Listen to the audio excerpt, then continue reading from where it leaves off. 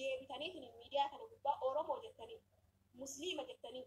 maqaa musliimaa baattanii isiin dubbatu agartaanan wallaahi lazim dhimma dhiisa miidiyaa kana gubbaa. Ani mana ijoollee mana Tigraay deemeetiin dubbadha. Ijoollee mana Amaaraa deemeetiin dubbadha. Ijoollee Silxee bira deemee dubbadha. Bakkummaan ani hin deemne deemee laayivii kanarra ima dubbadha manuu hunda seeneetiin. Ijoolleen maatii namaa callisan. Ijoolleen tii namaa ani Amaariffaan miti gadi maa callisan taasisan. Oromii kumaan maa callisan masjiinni diigamaa jira maa ursiisan maaf hin dubbannee jedhee dubbadha. Dhumarra masjiinni diigamee gadi baatanii hadhamuu maal jettan? Majlisni maal eegaa ture? Isin maal eega? Numatu majlisa bara. Numatu majlisa masjida kennamu. Masjida ani masjida osoo diiguu na bira dhufani wallahi lazim achitti filafitti masalan najjeesanii na bira deeman mana imatti dhiisna. Akka yoo mana diigan namni mana kiyya hin diigina namni bara mana ofiitti fuudhaa jira. Rabbii sinuma sodaadhaashe. Wallahi lazim karaa rabbiitiin rabbi mana rabbiitiif shaahidummaa argatan rabbi sin uffata taanaan maashaallah tabarakallah suni bara jabummaadha. Gootummaa namni gandummaaf du'aan jiru. Lafa bixxaashuuf du'aan jiru. Wal arrabsee qabeenya mallaqaaf namni wal ajjeesaan jiru. Namni addunyaaf akhiratti milkaa'e nama shaahidummaa argate karaa rabbiitiin mana rabbiitii jajjabe quraana rabbiitii jajjabe jecha rabbiitii jajjabe hin dabarseen kenna amantii kiyya jedhee lubbuu isaa dabarsee kan namni mana keenya jalaan diiginaa jedheetiin gori yoo jedhanii hin goru mana keenya jalaan diiginaa jedhee mana ofiitiif du'aan jiru. Addunyaa kanarratti xaaratee fide mana ofiitiif du'aan unkaan mana rabbiitiif. Garuu waagan diinii kennaa nu galle. Waagan islaamummaa kennaa nu galle. Haasa'u malee keessa keenya hin dhibanne keessi keenya ammallee wallaahi lazim namoonni afaan haasa'an malee keessi isaanii dhukkubeetiin osoo keessi isaan dhukkube yeroo masjiidni tokko diigame jedhamu maaliif diigame attam manni rabbii diigama jedhee jedha amma namni kunis hin dubbata indi ani bichaan dubbanne jedhee dubbate malee namni heddu ijoolleen teenya heddu kan waa'ee siyaasaa dubbata kan waa'ee gandummaa kaasa kan tiktookii kanaan wal arrabsaa oolan kan geemii taphatanii azaana bishaayitti jedhee magriibatti jedhu asriif zuurii achumatti osoo isaan geemii taphatan irratti jedhu kunni amma qura'aana dhibamtaniiti amma isin masjiida rabbiitti dhibamtaniiti sabni biraatu dubbataa jira Oromiyaa keessatti shaggar bakka jedhamutti qura'aanni masjiidni sadarkaa sanii xiqqaate namni maal naan jedhaaf malee namoonni heddu kan sagalee ta'e abadan garuu ammaa sagaleen taatan isin cunqursu miti kan deemu garuu yoo tokko taataniitiin mootummaan kun akka diigan akka balleessan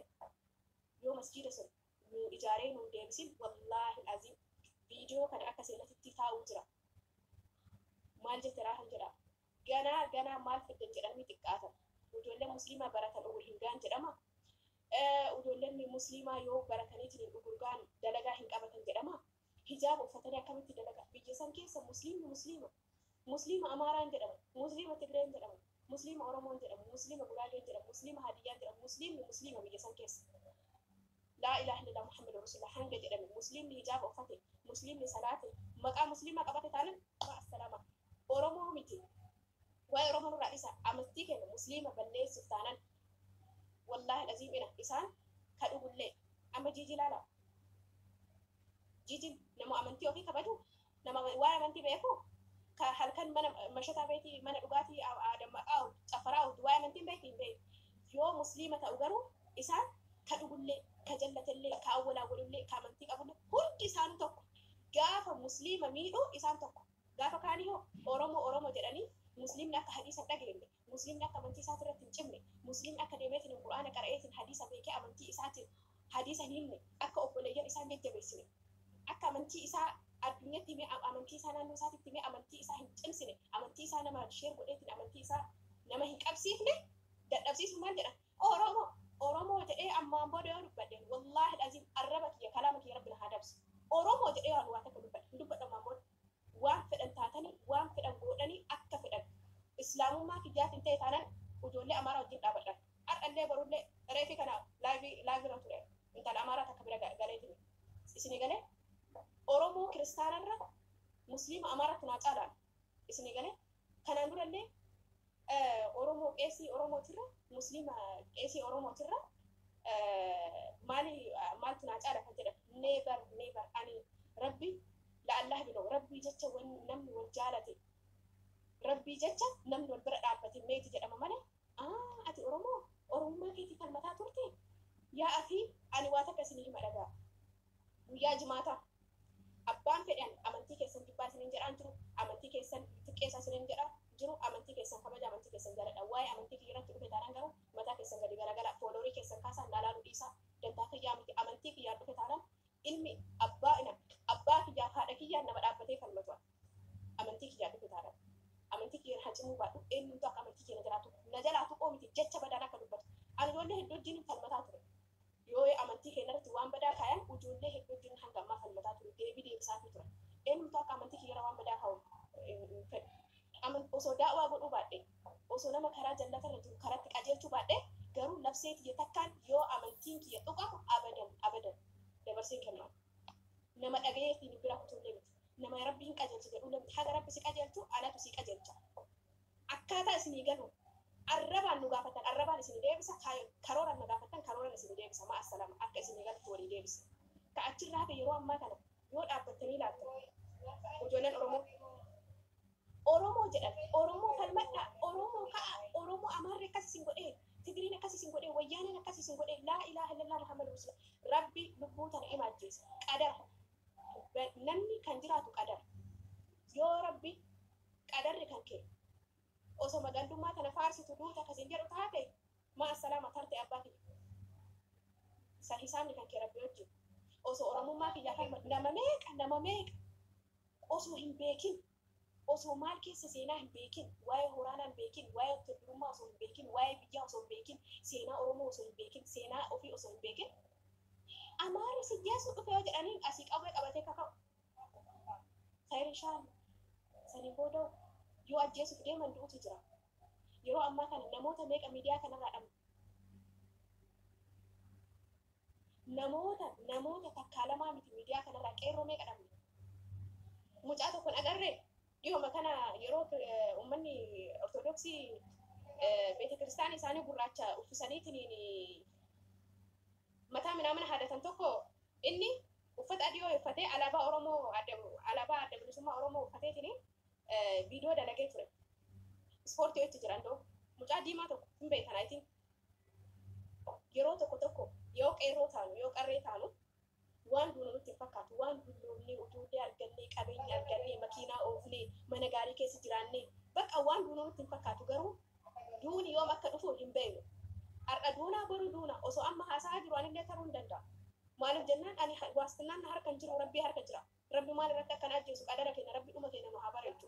hunda keenyaan rabbi waan keeritti irratti wallaahi nama gandummaa osoo faarsu poolitikaa osoo faarsu waa'ee siyaasaa waan isan galchine osoo faarsu ka du'u miti diinii ofiitiin osoo falmatu osoo diinii isaatiin falmatu islaamummaa isaa karaa isaati irratti osoo falmatu rabbi nama lubbuun isaa boo rabbi haa godhu hunda keenya yeroo ammaa kana bannee jirra ajjeesaa ka jennu musliima ajjeesisiisaa ka jennu musliima gara keessan deebi'a biyya san keessa gaafa tuffatamne musliimni attaqaalaayi fakkeenya keessanii kan namoota miidiyaa kanarra jiru dura Oromoo kan jedhaa ture dura immoo Amaara kan jedhaa ture amma yoo islaamummaan tuqamu kan gandummaa faarsaa ture gara islaamummaa dhufee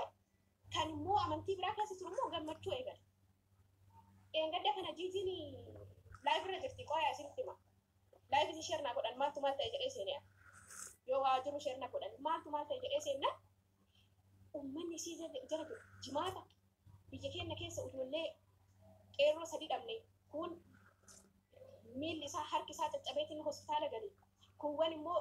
aara itti gallakkisaniitiin masjiida keessatti cinqaa turan hawwatii keenya namoota gurguddaa akkasii daddarbaa turan poolisoonni sareewwan mootummaa isaanoo gammachuurra jiran ciffara ajaa'ibaatirra jiran achi jalatti gammachuu isaanii gallakkisan guyyaa tokko garuu intalattisan sadarkaa sannii argatu maaliif jennaan amantii isiitti giddeella shimamtitiisu amantii isii nama amantii ofiitu kabajuu miti warroonni isii jala jiru marti gammachuu isaa parsantiin 85 gammachuu isaanii ibsaa turan gammachuurra jiran agartanii ka dhugullee haa ta'u ka amantii ofii cimsullee haa ta'u ka amantii ofiillee hin beekne haa ta'u awwalaa waayillee haa ta'u gaafa musliima balleessu rabbuu jedhee jira bara gaafa musliima balleessu gaafa isin balleessu jedhe gaafa isin balleessu isaan tokko jedhe eessallee haa jiraatanii bakka kamillee haa jiraatanii isaan tokko gaafa isin balleessu isaan tokko jedhe dhugaadha. Amantii kanarratti agaraa jira kan Oromoon tokko amantiin adda nu baasu amantiin gargar nu godhu warri jedhaa ture Oromoo gadi ba'ee oyyoo musliima arrabsu ijoollee hedduu nagare katamaa qulqulleessuu hedanii katamaan bareeduuf masjiidni dhabamuu qaba rabbi dhabama isin haa godhu rabbi jiruu teessan dhabama haa godhu jiruu teessan isinitti haa dukkaneessu akka namoota itti dukkaneessitan naannoo sanii musliima buqqistanii yoo musliimni hin jiraanne masjiidni hin jiraatu hin qabu jechuudha. Nuuyyuu sin dandeenye karaara ispiikarii kinoo makiina irratti daqqantaniitiin karaa jeeqaa uummanni pheenxee kun kinoo ispiikarii mata baatee ispiikarii makiina irra kaa'ee gabayaa deemanii ispaaltii makiinaa seenuu dandeettanii nama jeeqaa oola isaanuu isa. Assalaamu alaykum warahmatullahi wabarakatuh. Ummata qashtii jirtu akkan jirtu fayyaa keessanii. Anis yaadaan kennadha asirratti waa'ee ummata pheenxeedhaa meeshaa fe'ee gabaa deemuu fedha jette yaada kee bareeda akkuma duratti fuftetti yaada kee kennadhu komii qabdu dhiyeeffadhu malee maal rakkatti bakka fe'anii mirgi isaaniiti meeshaa barbaadan bakka barbaadan geessanii itti fayyadamuu mirga guutuu qabanii garuu nuti kan barbaannu san osoo hin taane amantaa keenya maal nu jalaa tuqama masjiidni keenya maaf nu jalaa diigama masjiidni keenya deebi'ee nuuf haa ijaaramu mootummaan kun gadi bahee uummata musliimaa dhiifama gaafatee badii ta'uu warroota kana raawwate seeran nuuf dhiyeessee lafa masjiida gahaa nuuf kennee baajata kaafatuun musliimni masjiida keenya deebisnee itti ijaarannu bakka nu buusu kanan kan nu barbaannu waa'ee amantaa namaatti bu'uun barbaannu garuu miira keessa nama seensisaa dhugaadha komii qabna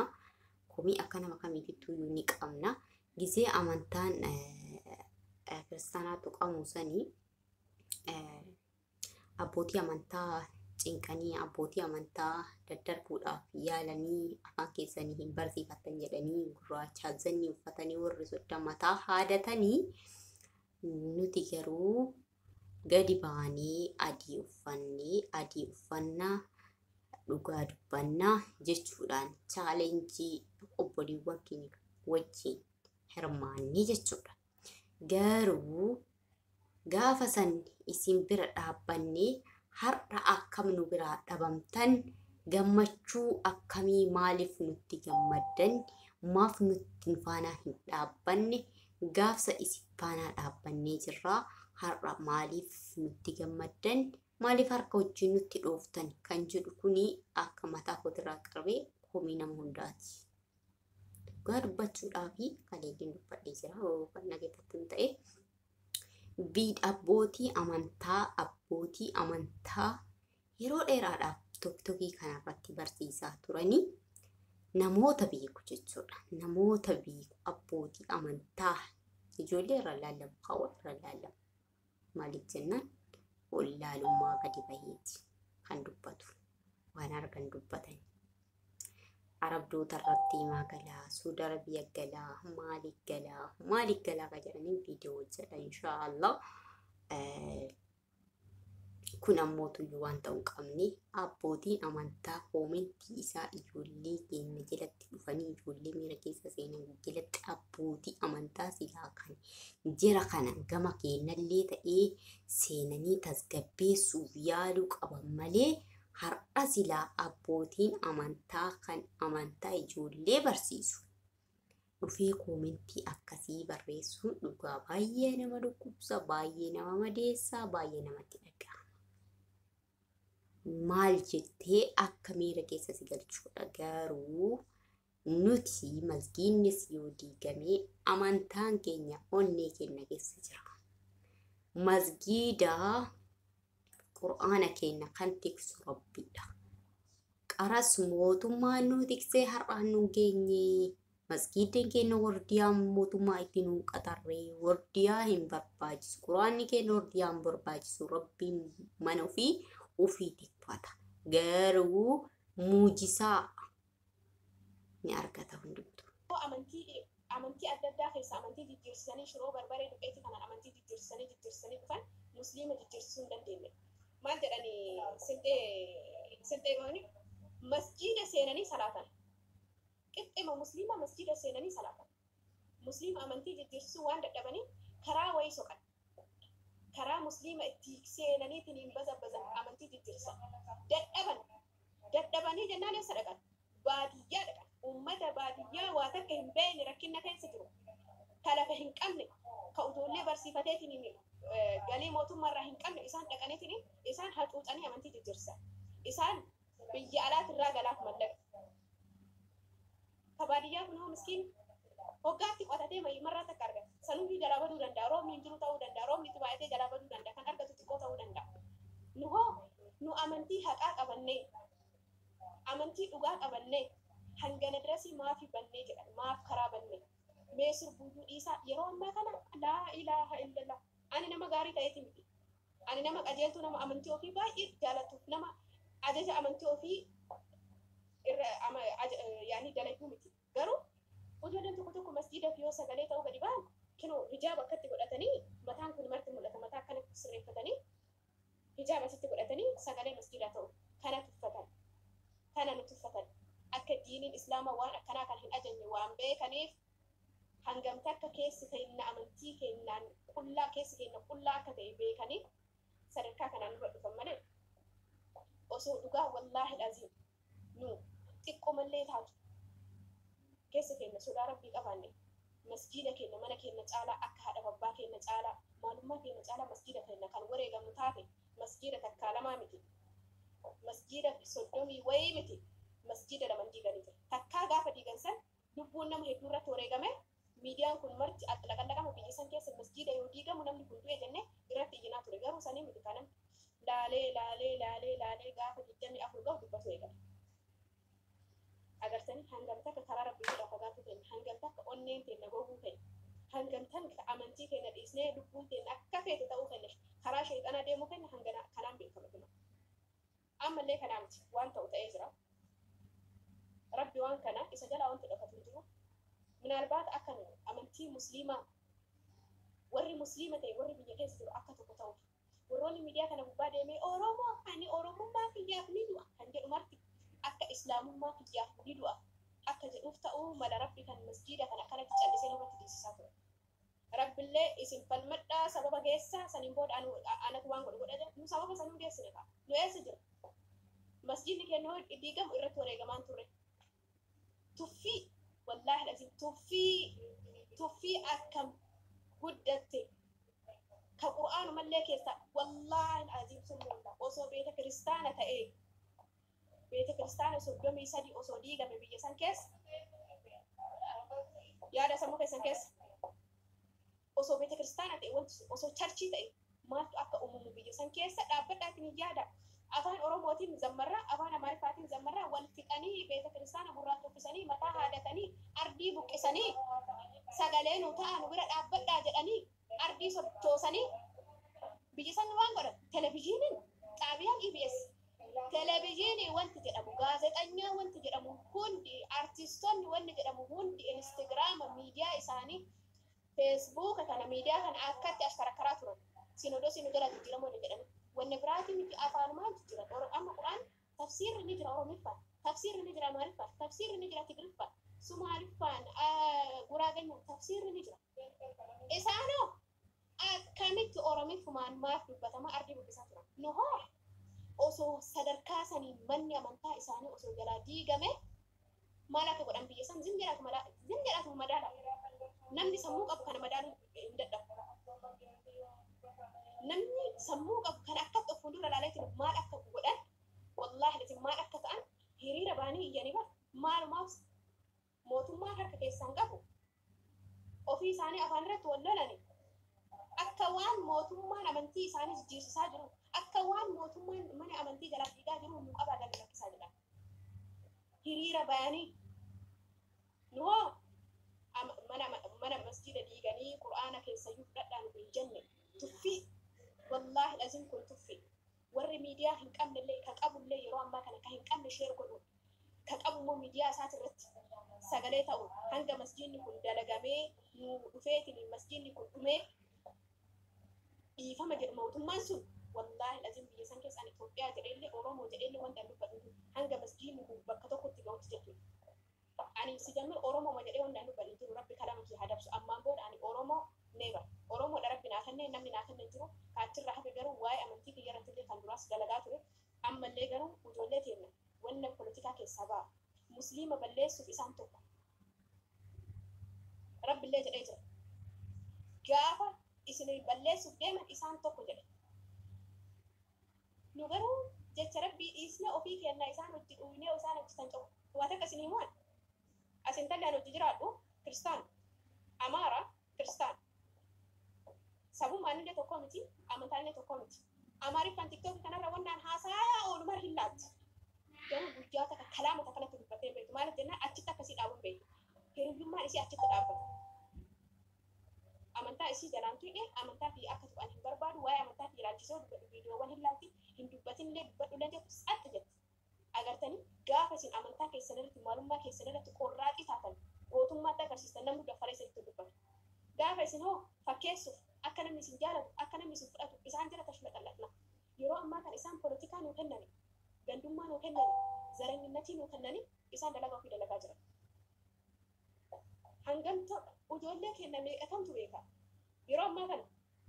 musliimota wallagga irraa buqqaan musliimota booranaa keessatti rakkatan musliimota manni garaa diigame kanneen miishinariin zamana amantiin amma zamanni fide kun kan shiroo barbareen uumame kun hangam takka uummata keenya akka amantii jijjiirsisaa jiru hagam nama kamtu beeku nama meeqatu beeku laata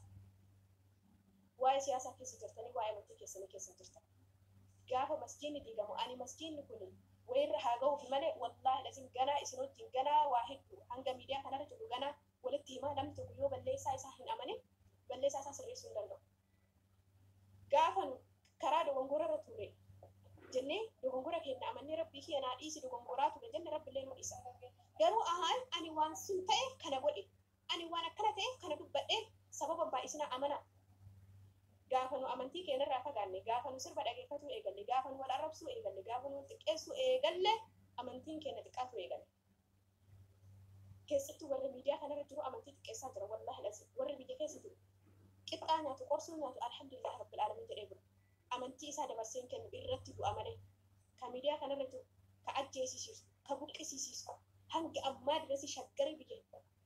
shaggarii isaan hin tolchine jedhan san keessatti yoo masjiinni diigamee 24 ga'u ijoolleen Oromoo dubbatu eegalte bara hangam takka gandummaan nu fudhate hangam takka Oromummaa keenya jaalanne Islaamummaa caalaa yaa Rabbii kiyya hangam takka yoo Oromummaa keenya jaalannee caalsifannee lubbuu teenyatti hidhanne masjiinni gaafa diigamee 24 ga'u quraanni viidiyoo agaraa jirra